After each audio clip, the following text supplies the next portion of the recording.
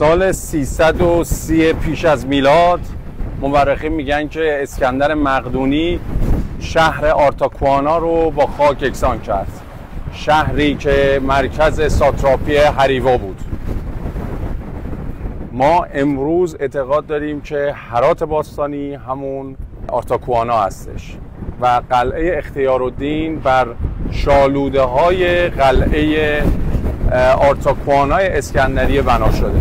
قلعه‌ای که اسکندر دستور داد از ترس شورش‌های محلی احداث بکنن و شاید بقایایی که در شهر هرات هست بقایای آرتاکوانا باشه. اما شکوه و جلال هرات برمیگرده به زمان شاهرخشاه تیموری فرزند تیمور لنگ که پایتخت رو از سمرقند به شهر هرات منتقل کرد و همسر خوش‌ذوق اون گوهرشاد بیگم دستور داد به احداث بناهای تاریخی متعدد و بسیار زیبا توی هرات.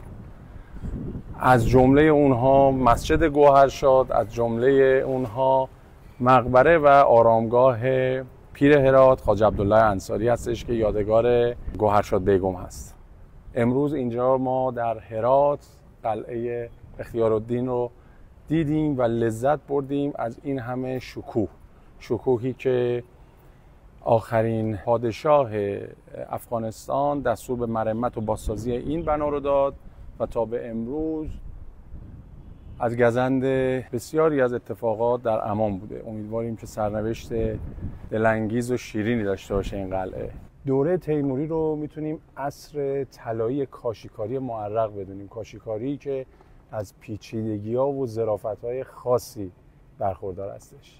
اینجا داخل در واقع دیوارهای قلعه است که حالا به احتمال زیاد سربازخونه بوده، شاهنشین جای دیگه است و همینقدر زیبا. ترکایی که میبینین مال چند سال زلزله چند سال پیش هراته. خیلی قلعه باحالیه، خیلی.